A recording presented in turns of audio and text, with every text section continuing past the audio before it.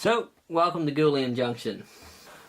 Where I left off in the last video was I glued the green bushes and shrubs and stuff down. All that's now dry. So the corner over there, it's dry now. I put the retaining wall back into place. It's all dry along the edge here. I realised this section here, I was going to put a side point motor here, but this one I've actually got room underneath the baseboard here to put the point motor, and I drilled a hole in this one, so I'm going to fill this area in with just a bit more green stuff, maybe some static grass or something there. Yeah, this area is looking pretty good too. So my plan tonight is I'm going to open the board up. I'm going to open it all and put these circuitry boards in, which I mentioned earlier in another video. They're the same circuitry board that Gouldian Junction uses.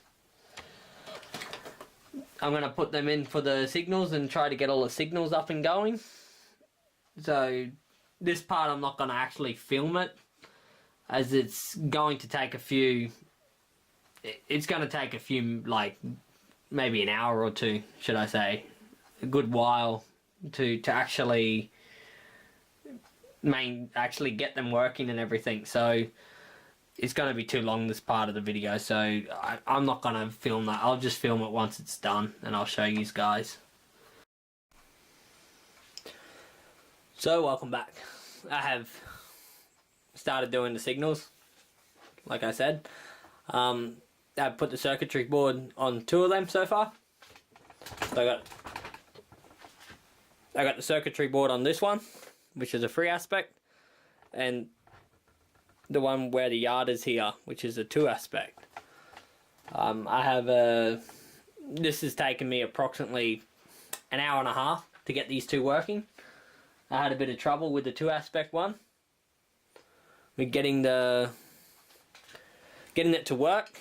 The magnet sensor was broken. I had to fix a new one.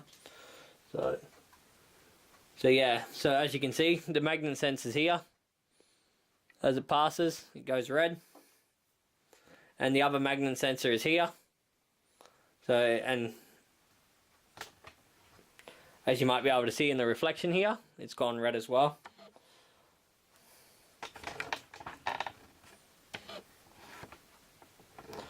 So yeah, so these 2 are done. I'm going to continue along and get the other 2 done. You can see that one's gone to yellow now.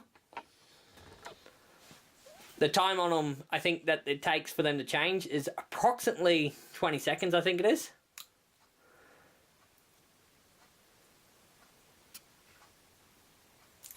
Yeah, now you can see it's gone to green. So I'll leave it there. I'll continue doing the last 2 and then I'll be back.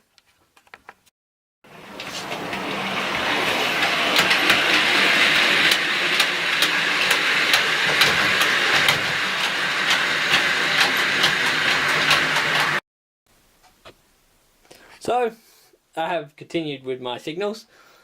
I have finished the last 2 off here. So all 4 are now working. The sensor on it is now working.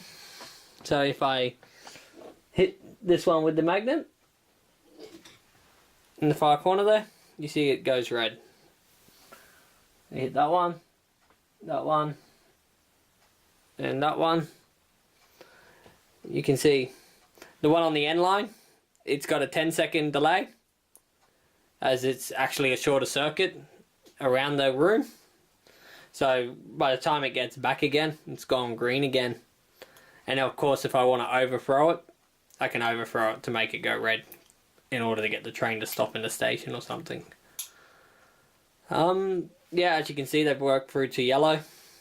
So as I mentioned before, I used the same circuitry board that Gouldian Junction makes in his how-to video, following his step-by-step and PIX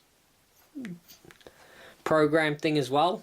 I've spent a few hours wiring all this up and everything So, but the price that I've spent on each circuitry board, it costs next to nothing compared to if you actually buy them with the infrared in it and stuff. There, I was looking at that option, and 20-25 pounds each. I mean, it gets a bit exy if you get. I've got like over 20 signals all up, so it gets very expensive. So I went with his option of doing the cheap circuitry board, invested a few hours in making it, and the rewards of doing it is great. So as you can see, they've gone back to green.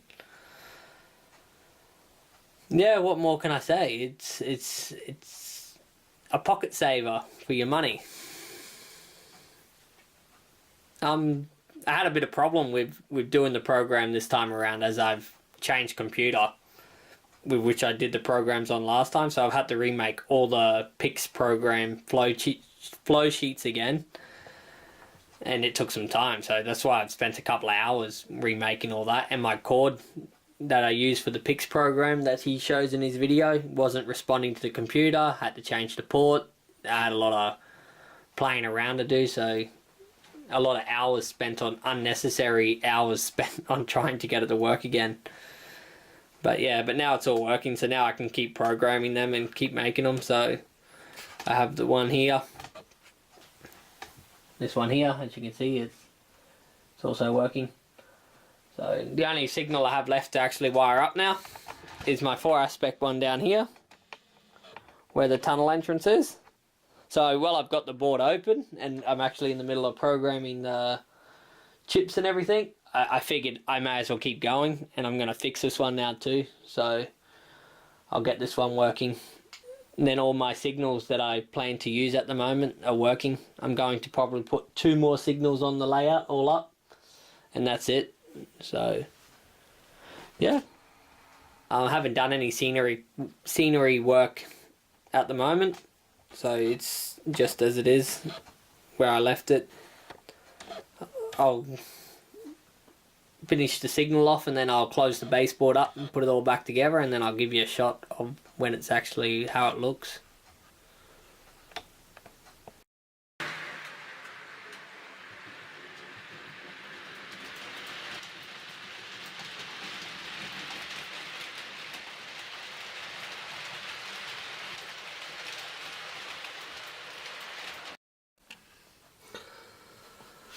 So here's a shot of through the station looking towards the signals.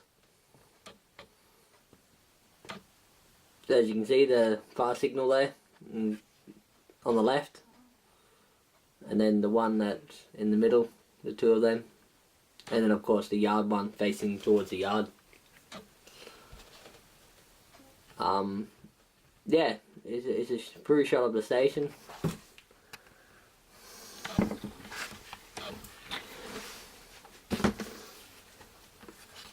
So if I zoom back, come back a bit, you can see a shot. You can see a shot of the station looking through.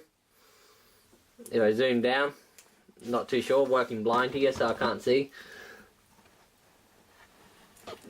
Working down towards the station, you can see the signals. So they look great. They're now all working. Add some light.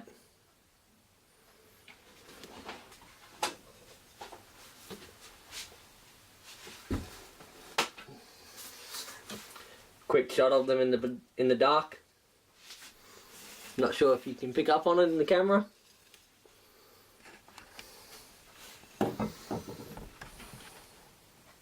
Yeah, so looking through the station in the dark, you can see the signals working. And a side shot looking towards the station of the signals. And if I turn the camera to the right, you can see the lights on the buffer stops as well in the dark. So eventually when I get around to making some nighttime scenery shots and some train running in the dark, hopefully it looks spectacular.